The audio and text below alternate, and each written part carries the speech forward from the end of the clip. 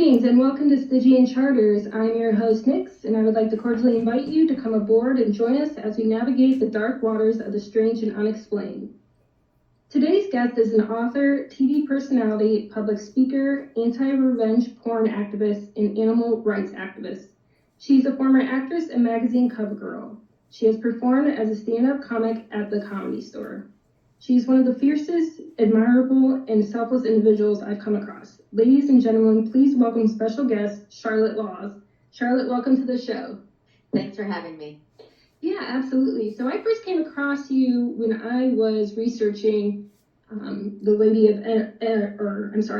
Endor Coven with Herbert Arthur Sloan, who was a satanic group that he found in Cleveland, Ohio. And it was while I was researching him that I came across your book, Devil in the Basement, which is about your biological family. And I became very interested, and I looked at your website, and I was like, wow, this is really incredible stuff, and how detailed, and how you had newspaper articles, and how your biological family, the relationship, or how Ernie Yost, came into their lives. So can you tell us a little bit about your journey in writing The Devil in the Basement and how you came about writing it? Well, since I was a child, I always wanted to find my birth family because I was adopted and at birth, and I didn't have I had a kind of a tragic childhood, not only because I didn't fit into society, because I grew up in a very racist upper class Atlanta, but also my adoptive mom committed suicide and ended up kind of in a semi-conscious for 10 years on machines with brain damage. And then my brother, my adoptive brother, was killed in a car accident 2 years later. And then my adoptive dad was verbally abusive. So I had a lot of incentive to want to find my birth family. And so I was able eventually, it was not easy because the records were closed in Georgia, which is where I was born, but I was able eventually to track them down. And in tracking them down, I found out about my grandfather, who was from Fairmont, West Virginia. That whole family was an Italian family. It was my mom's father and his family, and he had been killed by a devil worshiper in 1948 when he was 40 years old. So I thought, wow, that's really unusual. I decided to start investigating it. And that's like incredible stuff right there. Like, I feel like you can make a movie out of this book, honestly. Yeah, it would be an excellent movie. And so I found a bunch of cousins in that area. I went there. I interviewed over 100 people. I went to see the crime scene where the murders took place. The devil worshiper also set off a couple of bombs in the town, so I went to see that, in the basement where he made his bombs and had his satanic books and all of that. And I talked to people in his family. He also killed not only my grandfather, he killed his wife. He ended up killing himself, and it's considered the most tragic event in the history of West Virginia. I mean, there were all these headlines. It was all over the country. This was like a huge deal. My grandfather, even though he was from a very poor coal mining family, had gone to college and had become an attorney, and he was going to run for Congress. The Republican Party had asked him to run for Congress.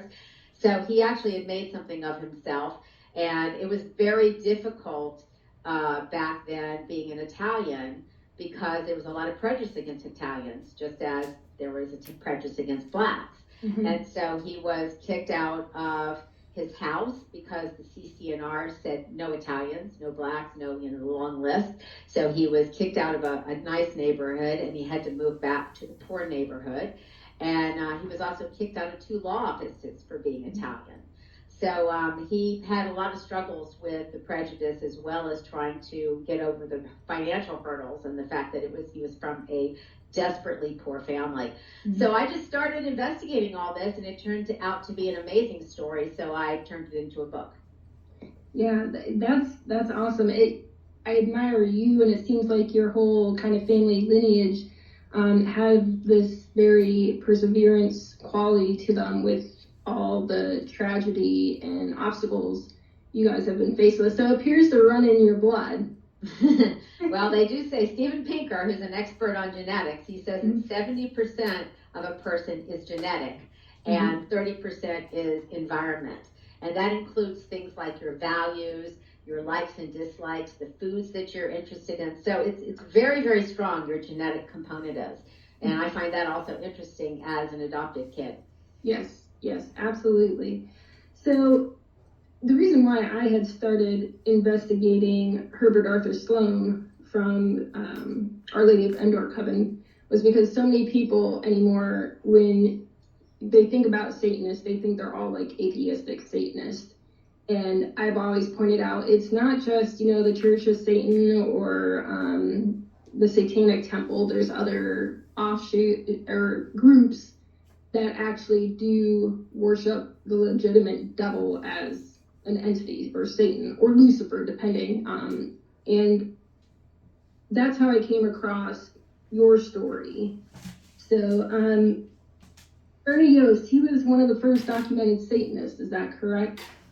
Yes, that's based on the information I could find, that was true. And he, it was interesting because as much as I've also kind of researched Satanism ever since I found out about this, most people who are into Satanism are what I call white Satanists. It's more of a spirituality. It's not like they're into evil. And Ernie is unusual in that he was into evil. He really was anti-Christianity. He carved Hell's Half Acre on his front steps, which was on the front page of the newspapers.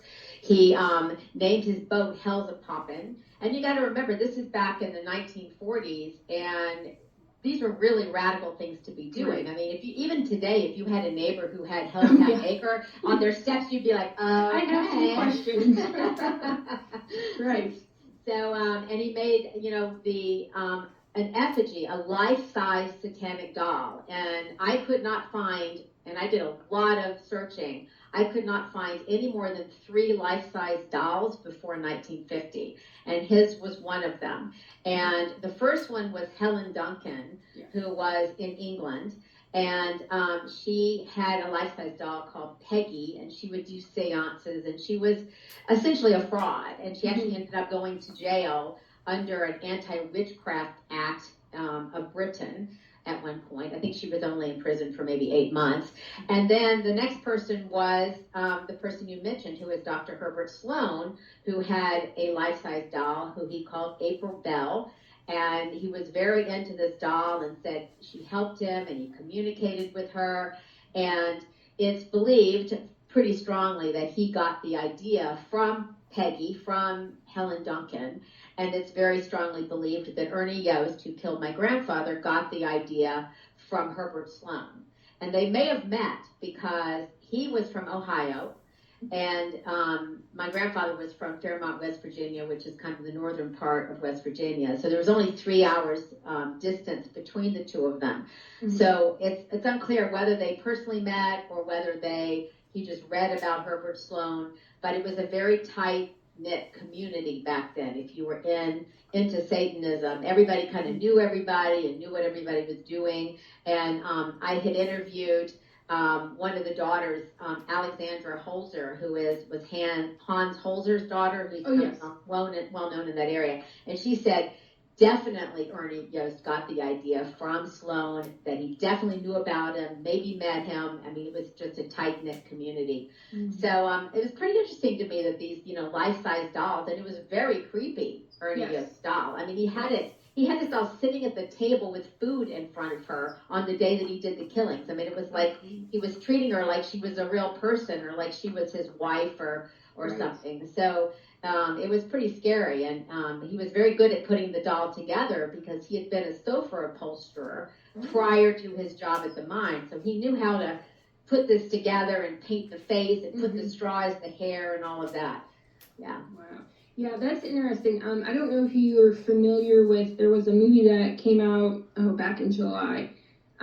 Nicolas Cage produced it and was in it. It's called Long Legs, and it's about Satanism. But what's interesting is in this movie is the killer sends these life-size dolls to families who have a daughter that were born on the 14th of a month.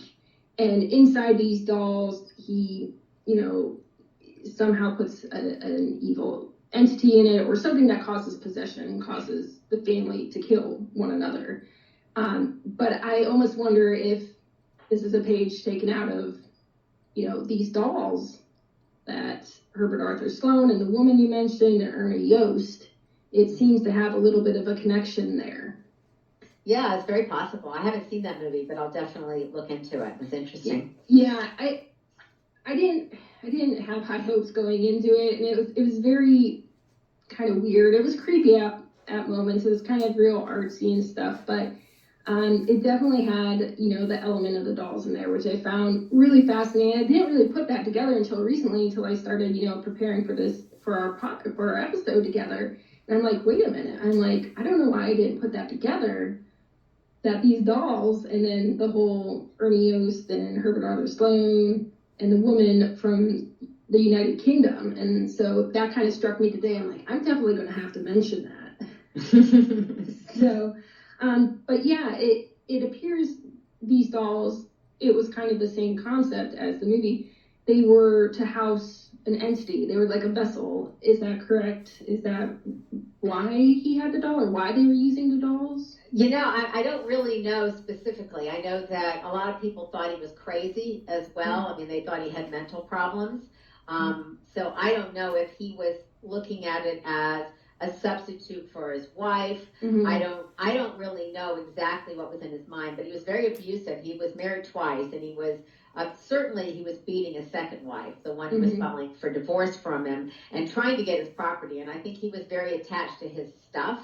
And he was very upset about the idea that she was going to potentially get half of his house. Or he also had this boat he had bought a year before, and he was he was very mechanical. He was one of the big shots at the mine because he was so talented with mechanics. That's why he could put these bombs together so easily. He just was very good like that. He had a really good mind like that, and so I'm not really quite sure of why he built this effigy, but I think it could have been maybe because he kind of hated his wife and she was like a substitute, or maybe because of Sloane, and he thought, oh, it's helped Sloane in his life so much, maybe this will help my life.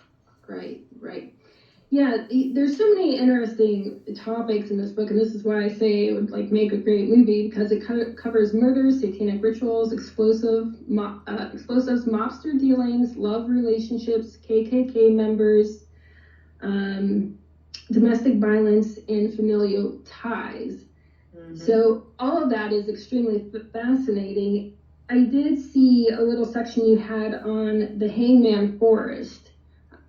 Can you talk about that a little bit? Yeah, there was a location where the KKK went back then. And the KKK was really popular back in the 1920s and 1930s. In fact, there were supposedly about 40,000 KKK members marched through this town on their way to Washington, D.C.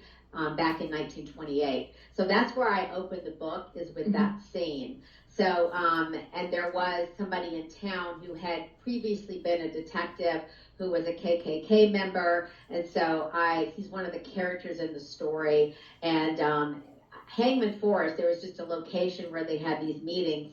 To my knowledge, nothing ever sordid happened there. It was just more like passing out leaflets and talking about white power or whatever they were talking about. But I named it Hangman Forest. That wasn't actually the real name. I don't know if they had a name for it, but it was a clearing in the woods. So, and the other thing that's interesting too, which is a sideline story, is my great aunt Rose.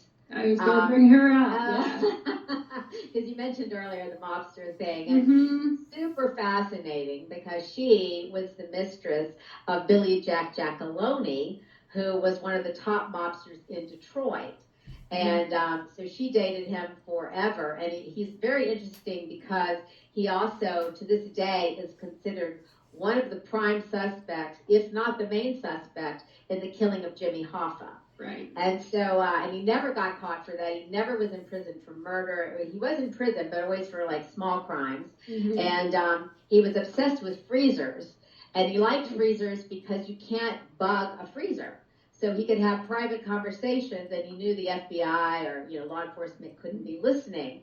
So one time when he went to prison, he gave this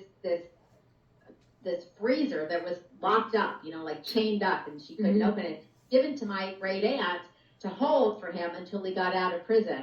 And then he took it back, and we had no idea what was in there. Well, I guess it could have multiple uses. I'm sure maybe bodies could have ended up in there as well. That's true. That's true. Yeah.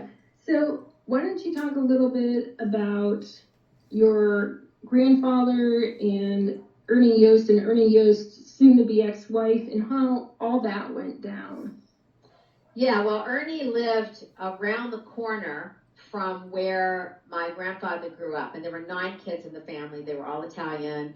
He was the second oldest, and but he was considered like kind of the man of the house, and he was my great grandmother's favorite kid. So he was kind of the special one to everybody, and he was the one that motivated everyone else, because everyone else was very poor and trying to get ahead, and he was the one who was kind of trying to help everybody. And but they didn't know each other, even though they lived kind of around the corner, and it was the poor side of town. And Ernie was originally married to a woman named Bessie, and he had 2 kids with Bessie, and then they got a divorce. And I don't know too much about their story. I did try to contact their daughter, but I was not able to actually speak with her. So, and the other daughter had already died. So I did talk to people in his family, like cousins and that kind of thing, but I didn't actually get to talk to either of his 2 daughters. And so then my grandfather, as I mentioned earlier, he moved to a nicer part of town, but then the CCNR said he wasn't allowed there. He was getting flack from the neighbors for being Italian. And then he got a threatening letter from the KKK put in his mailbox, along with a newspaper article about a family in California, a black family who had been killed by a house fire, which it was said was set by the KKK. So he decided to just move out. He didn't even want to take it. So he moved back to the poor side of town. So again, he was right around the corner from Ernie Yost in the opposite direction, living in kind of a little shack. And again, they didn't know each other. And Ernie had now married his second wife, and I know he was abusive to her, because the documents that my grandfather had drawn up, because my grandfather was her attorney, said that he was not allowed to touch her or beat her. There was all this language in there that insinuated that he had been hurting her in some way. And so my grandfather, in the story, they meet at a restaurant, the 2 couples, Ernie and his wife Nellie, and my grandfather and his wife Ginger, and that's how they first meet, and that's how the card gets exchanged, the business card, so that Nellie has that card and eventually calls my grandfather to represent her in the case. And Ernie was a very jealous person, and apparently Nellie had a reputation prior to marrying him for being kind of wild and sleeping around a lot and that kind of thing. So he was very possessive, very jealous.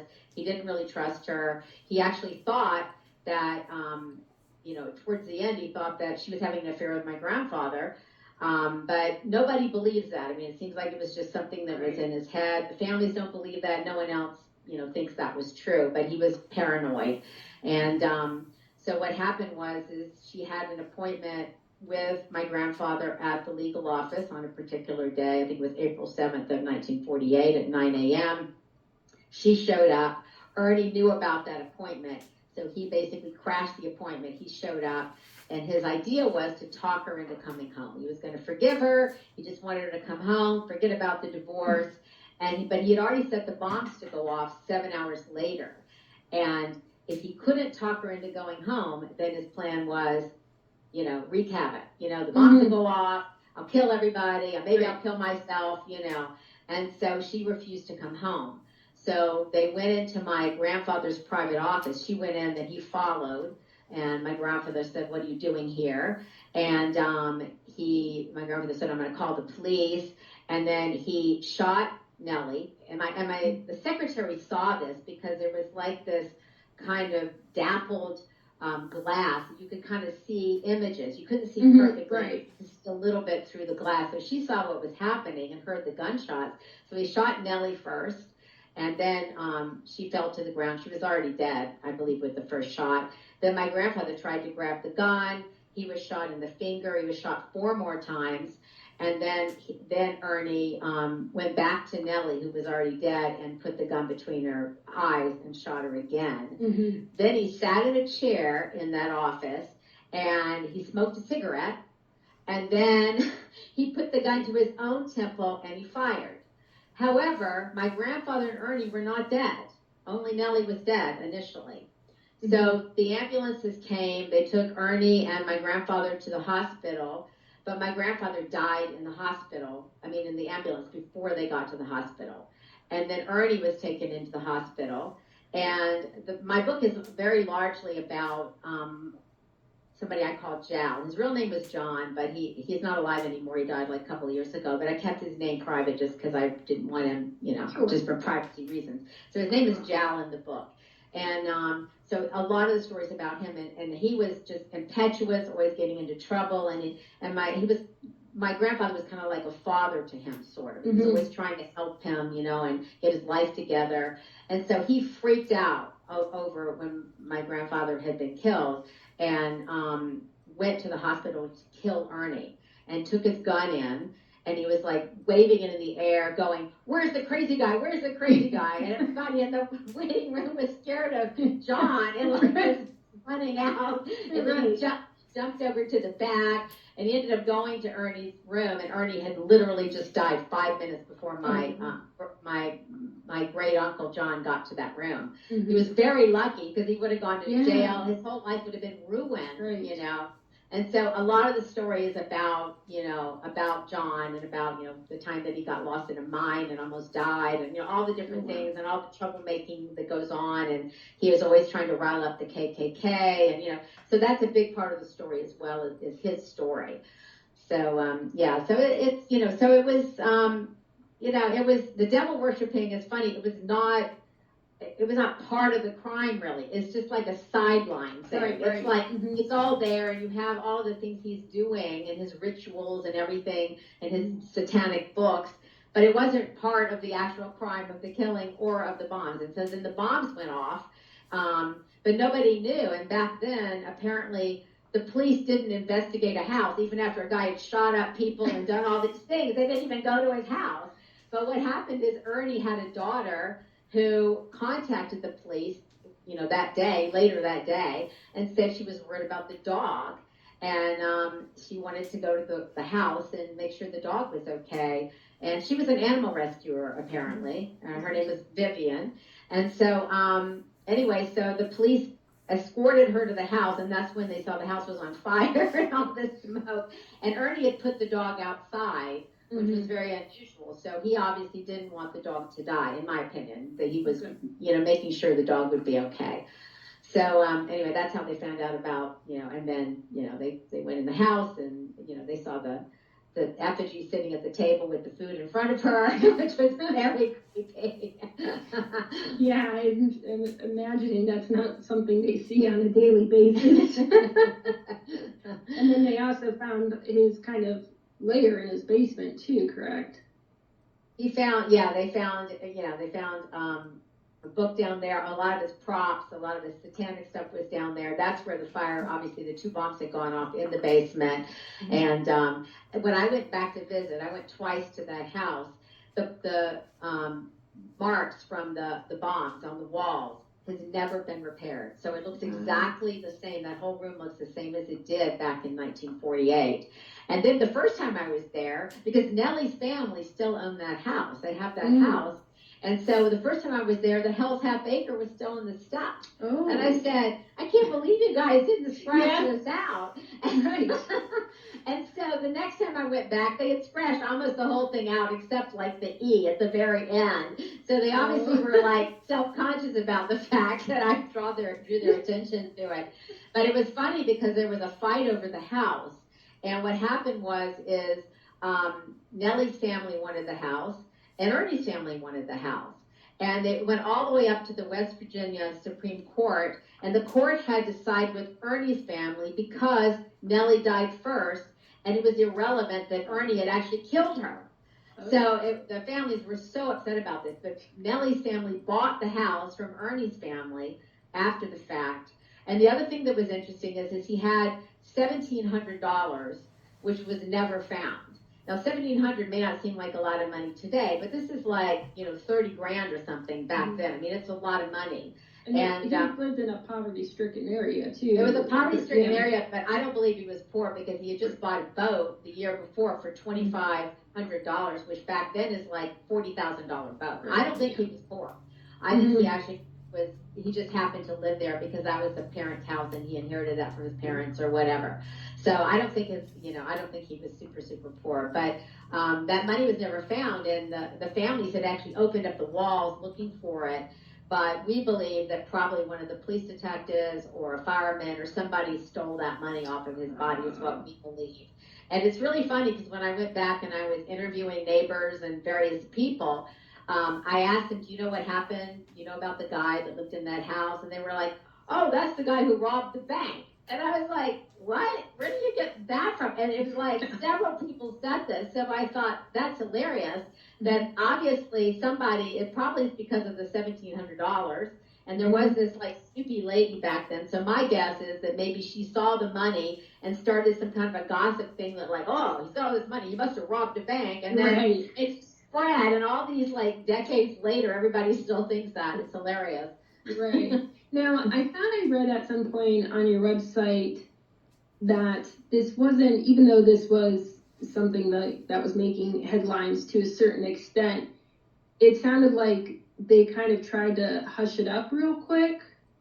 Well, it's embarrassing. Satanism is very embarrassing. Yeah. And so a state, and there had been another case that was some kind of an embarrassing thing like that, where they just like closed it up. And I think it was in Pennsylvania actually, where they just didn't want it to go any further. And so they told about the story, but they definitely did not accentuate the satanic part of it. They mentioned the things in passing, but they didn't like focus on that. And I think it's probably because it's embarrassing and they certainly don't want to be putting attention on that. But that part of the country has always been very much into ghosts and witches and haunted houses, and especially the town where Ernie was from, funny enough, which was Mannington, West Virginia, and they were very into it, to the point there are only 1,600 people that live there in that town, but everybody like believed in this stuff, and even the middle school, everybody said it was haunted, so the officials brought in like ghost hunters or something and try to figure it out. And there was a woman there who named Edith Lumen, who said she had a ghost named Willie who lived in her house. And everybody believed this. And she went to school. I'm sure she went to school with Ernie. I don't have, proof of it. But she was 2 years away from his age. And there was only one school. So I'm quite sure, they were certainly at the same school. Maybe they knew each other. And also one of his other siblings married somebody named Lumen. So they might even be related through that. So, but Ernie apparently was very into all of this as a kid, and he was very anti-Christianity, and so were, I know one of his brother was definitely anti-Christianity, because I spoke to a cousin who said that, they were very like, very atheistic, I guess is how she put it, or at least the brother was. But I know I have one scene in my book, which happened in real life, where they're sitting down to lunch, and somebody started to say grace, and he just went ballistic, and he stood up and he started screaming and howling and left the table and ran to the basement. And so he didn't even want to hear about it. It was so upsetting to him. He just couldn't even bear to hear anybody say a prayer. So that's how much he hated Christianity. That's interesting. Yeah, it seems like a lot of crimes today, where there is like satanic or occult elements, they don't want to talk about it. They don't want it, publicized. Even when these cases go to trial, they tend to leave a lot of that out. And I don't know if that's because they want to focus, on the evidence and what will help with the conviction, and not present things that cause people to try to wrap their heads around something that might sound really crazy or out there. Mm-hmm. So, and I feel like maybe that's kind of what happened with this case and the other case you mentioned. And that's another thing why I had been investigating Satanism and the occult is the crimes out there that have these elements. And then there was the FBI Kenneth Lanning report during the whole, what they call the satanic panic. But there's clearly some cases out there that say differently to what the Lanning report says, and I think that needs to be revisited.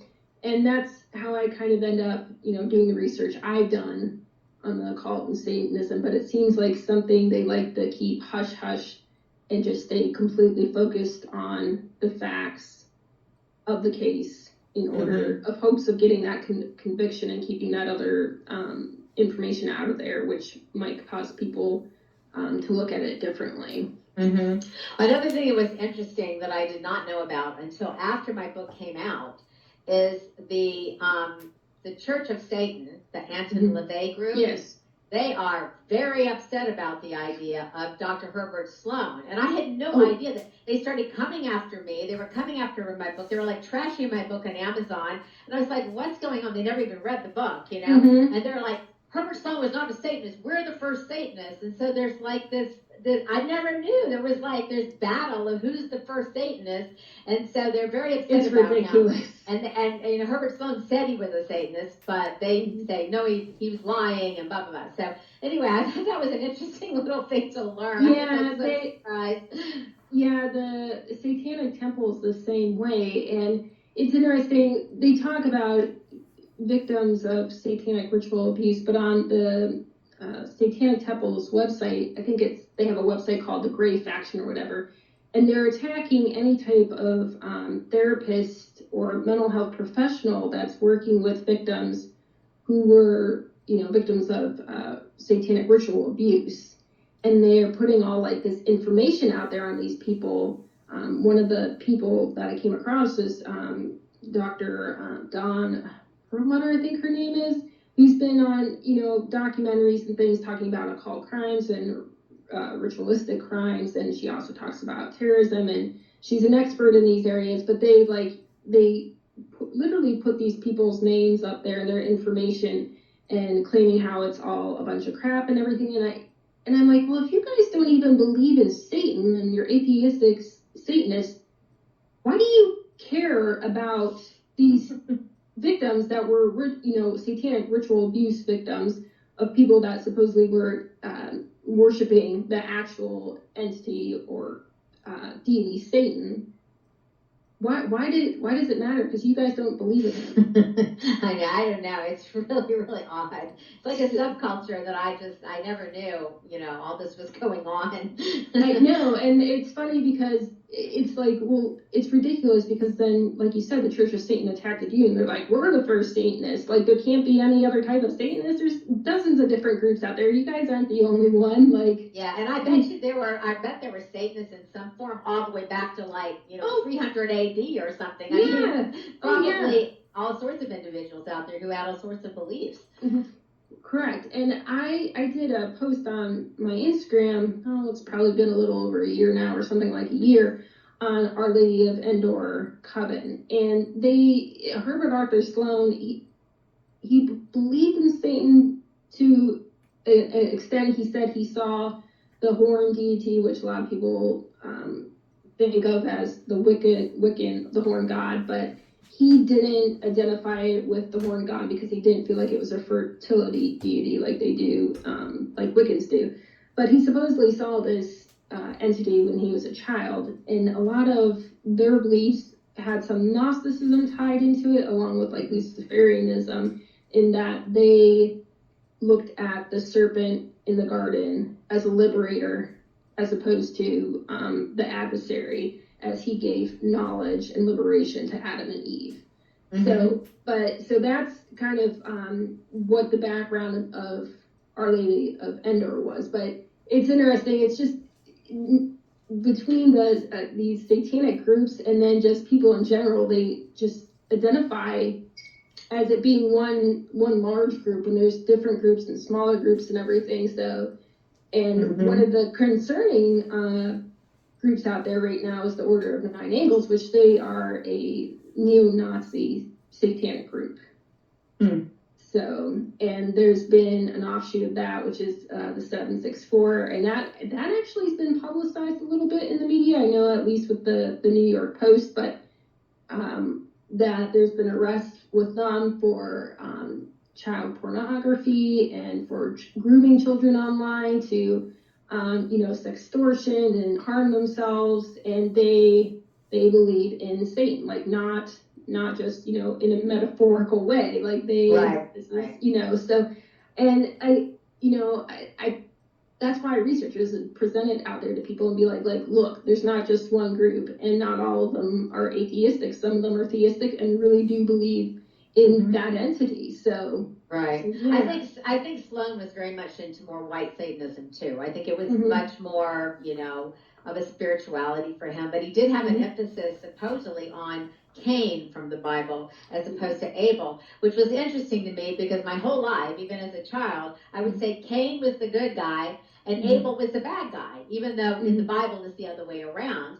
And my reasoning was because, Cain is the one who brought fruits and vegetables to God, which God said, no, I don't like this. This is bad. But then Abel brings him the dead animals. And so, I murdered a bunch of beings for you, God. God goes, wonderful, I love you so much. And I always thought, no, I think that's a little bit warped and it should be the other way around. Yeah. So when I saw that Sloan said, not that, but something similar as far as Cain being the good guy, I thought, you're right, Sloan. Right. Yeah, I would have had a very difficult time back then if they were still doing sacrifices of animals and stuff as offerings. I wouldn't feel great about that either. And I did touch on that in the video clip I made, how Sloan referred to that as the first, I think, satanic ritual.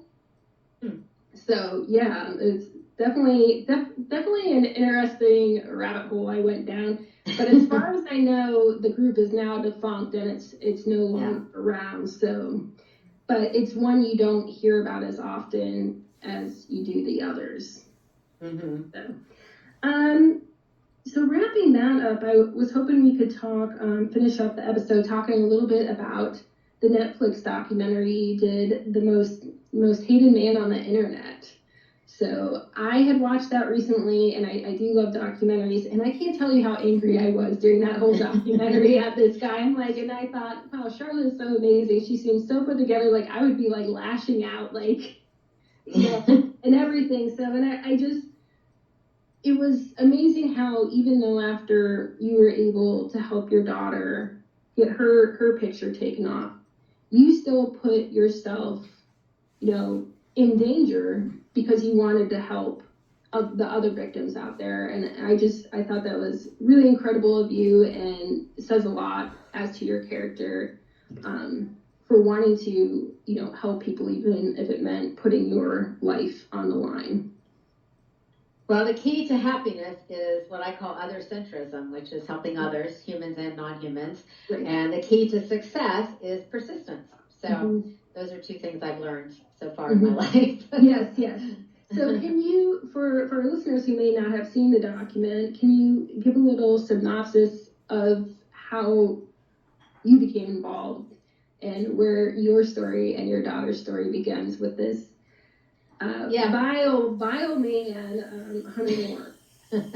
Yeah, my daughter was hacked, and she had taken a bunch of pictures in her room, never sent them to anyone. One of them was topless, and the hacker got that picture and uploaded it to the most notorious revenge porn website, which was anyoneUp.com, which was run by Hunter Moore, who called himself a professional life ruiner.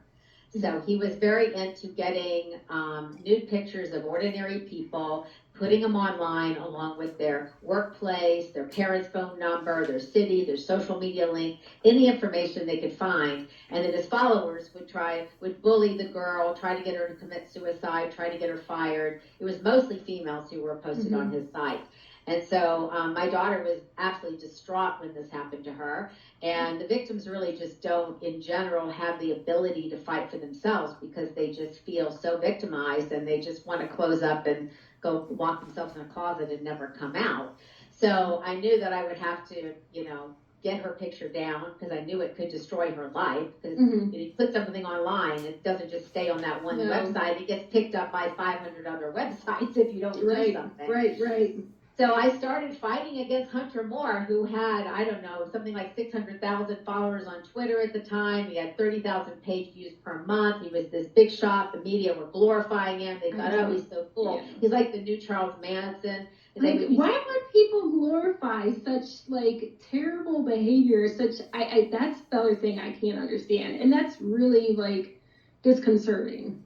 Yeah, it was like the media were saying, oh, it's a new business model. This is a really interesting, I mean, it was really weird. I mean, he had, Charles Manson language. He was the father. They were the children. He would, sick people, say, oh, go do this to people. Go bring me this new picture. Go, find new pictures of your parents or, whatever. He would get people to do all sorts of disgusting things, for his followers. And it was really a serious ordeal fighting against him. And I used to be a private investigator, so I started building an entire file, which ended up being 12 inches thick by the end. Right. And I started contacting victims to find out how they got on the website.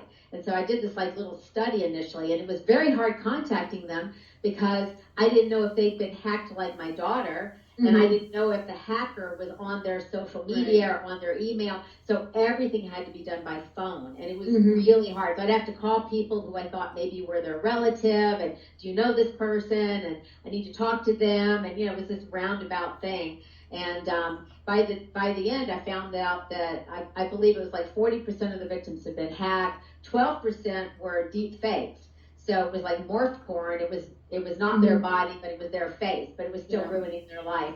So I eventually, I called, we went to the police station, my daughter and I, and they just did the victim blaming, which is what most people in the country were doing, by the way.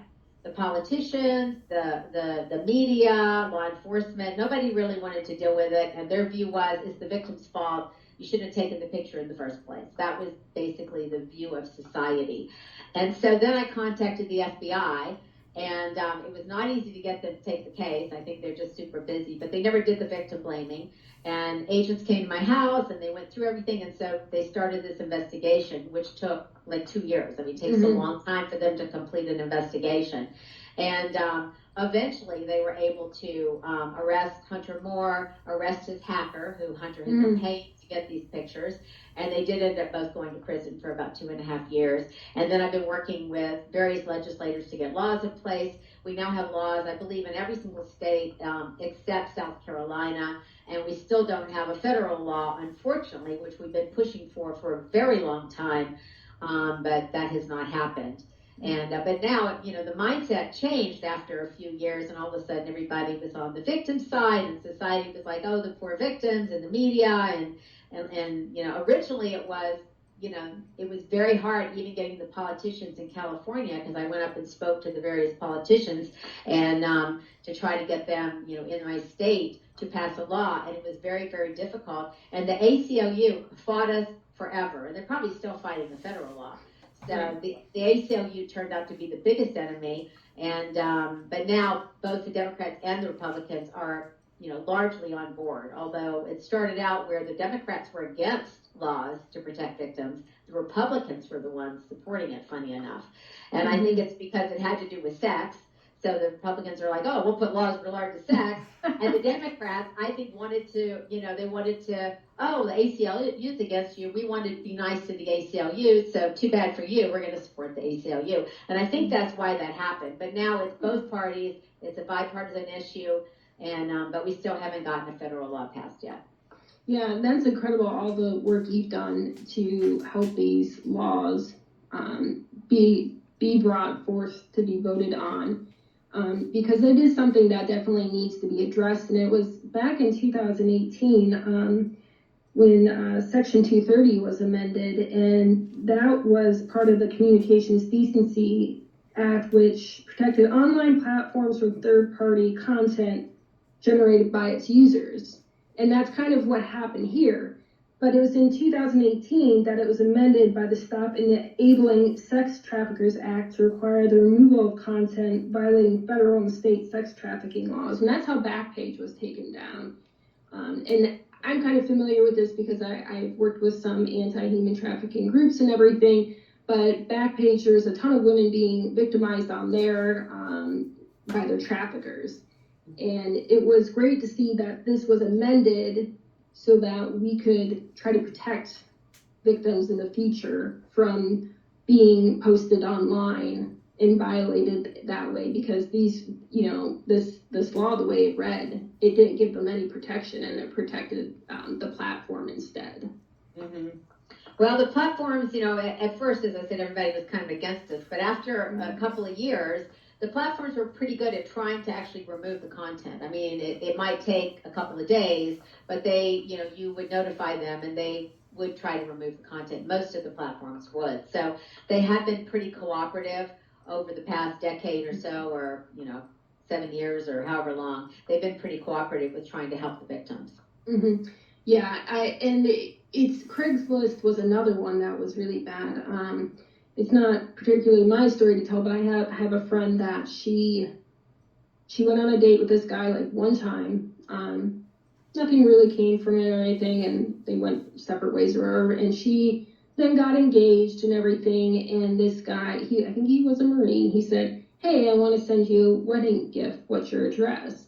Well, what he ended up doing was putting her on Craigslist as a woman looking for a rape fantasy, and she couldn't get Craigslist to take it down. Wow. And she went to go into her house one day, and she was attacked from behind, pushed in the house, and this individual violently raped her and assaulted her. He had tied her up. Once he left, she had a crawl. She was able to get the blindfold off. And she was able to call 911, and the cops came and everything. And there was another individual starting to come to the house. But this went,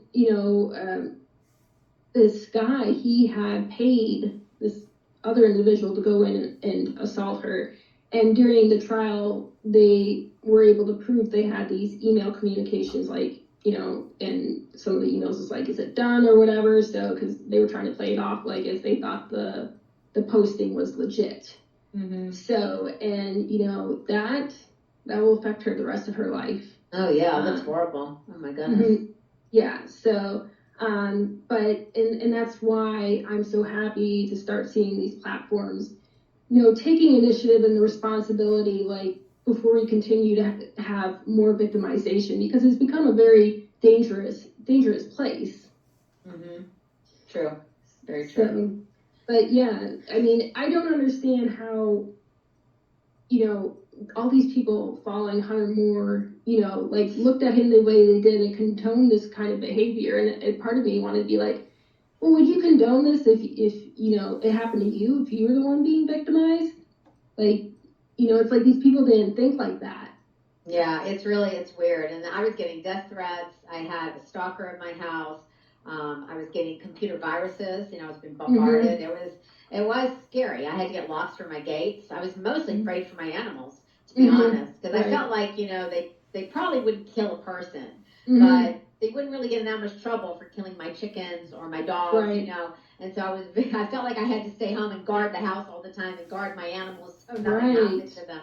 So that was very scary. Right. So is Hunter Moore out yet? Yeah, he's been out for a while now, and I don't even know what he's doing, and I don't even care. I don't want anything to do with him anymore. Right. The last I knew, he was on one of the social media sites, and putting up racist comments and all sorts of stuff. Sexist comments, and nothing much has changed, huh? Yeah, I don't think he's changed at all. He's not remorseful. I've seen interviews where he just is not. He's done a couple of interviews with small podcasts, and he seems to be the same guy. And I thought, maybe this will change him. Maybe he'll grow up and realize he needs to change his path in life. Because honestly, I considered him a charismatic leader. Somebody who could draw a bunch of followers and you could use that for good. You know, you don't have to use that to hurt people, but you could actually be a positive influence and get people to do something for good. But apparently he doesn't agree with that. Yeah, and I actually had notes on that. I feel like he probably, had very low self-esteem at some point. Maybe was even kind of like in that incel area where like he couldn't really, attract women or whatever, and he couldn't figure out how to gain a following doing good. So he decided to do the opposite. And I just can't wrap around my head how like even like women were idolizing him, like, ew. I know. Like I know. And how such a vile and person who cares about no one else but themselves. I found it ironic that he would get mad when like he would get caught up and pointed out for doing the wrong, and then his plans were like bungled and stuff. That he would get upset. It's like, you really don't have any reason to get upset with what you're doing to people. You should be held accountable. But he never saw that, never acknowledged. The only time he acknowledged what he was doing wrong was when he felt like he was backed in a corner a little bit, like with the law and the repercussions it could have. Yeah. At one point, because the investigation took so long, he took the website down because of the FBI investigation for a little while, and then we all kind of thought the FBI investigation had fizzled. In fact, they weren't even calling me back anymore, so I didn't even think they were still investigating. And so Hunter Moore thought, oh, great. So then he said he was going to put all the same content back up on the website, along with driving directions on how to get to each victim's house, their address and driving directions. So he did, he was always the same guy, unfortunately. He was just a nasty guy. Yeah, and I forget the name of the individual, the veteran that was in the documentary. Oh, yeah, McGinley. Yeah, I loved him. I loved him and stuff. And I couldn't believe what Hunter had said to him about his, the threats of his wife and children was just disgusting. I'm like, you're lucky this guy just doesn't, like, kill you. But I really did like how he was very patient and methodical and how he did everything in order to help Hunter be brought down, because I don't think a lot of people would be able to hold their composure with an individual like that. Well, I do believe he got an award of something like $250,000 against Hunter in court, but Hunter never has had any money, so I'm not sure he's ever. And other people have brought cases against him too, and he just never even shows up for court on civil cases. So I just think he's always lived with mommy and daddy at their house in Woodland, California, and has no assets to my knowledge. So, which I don't even understand how his parents are okay with this, and continue to support him. I mean, that seems so wrong. Yeah, I have no idea. I've only seen them in person a couple of times, which was in the courtroom.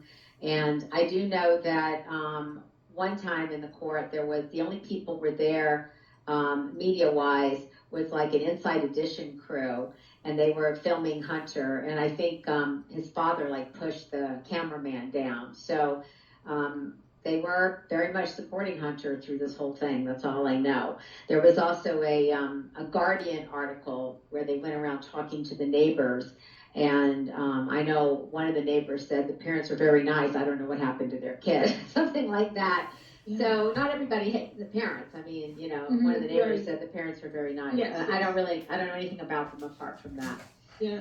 Yeah, it would be really interesting to kind of know more about like his childhood and into adulthood and what could have, the psychology behind it is what could have turned him into such a repulsive person and do such nasty things. Well, he said he started it because a girl dumped him, and so it was like he was getting revenge on women. And then he also worked behind the scenes at for porn movies, I believe. That was his job, and he was like getting people ready to go out and have sex or something. And then he brought a lawsuit against the company saying that he had been sexually harassed or something, so he got a big award, and then he took the money and went to Australia and spent all the money, so then he didn't have the money, and he came back and he started, doing this, like these parties and hosting these parties, like being a DJ type of thing. And that's really all I know about him. Yeah, it was bad enough that he was posting these photos, but to post everyone's information, I mean, that's really dangerous. Like, that people can be victimized further, especially in cases of sexual assault and everything, just like I mentioned, what happened to my friend. But he was putting so many people's life at risk physically, along with psychologically, with the damage that does and the impact it has on someone's mental health. So it's just, I still can't get over how someone, I mean, I definitely think he's evil. I don't think, you can't say he's not. To be able to do that to people and be okay with it and be proud of it and think that you're entitled to do that. Yeah, well, he has a very unusual value system. That's all I can say. Yes, absolutely, absolutely. So I don't want to take up any more of your time, Charlotte. Is there anything else you want to discuss, or is there anything you're currently in the works on that you want to talk about? Well, I mean, I'm working on a couple of books right now, and then I have a couple of memoirs out as well. So you may know one of them is Rebel in High Heels, which also tells about this revenge porn story, as well as my life up until about age 20. And then I have Undercover Debutante, which tells kind of about the rest of my life and tracking down my birth family and what happened with all that. And it also has some information about my grandfather and his killing in that book. And then, as you mentioned, Devil in the Basement tells the story of my grandpa.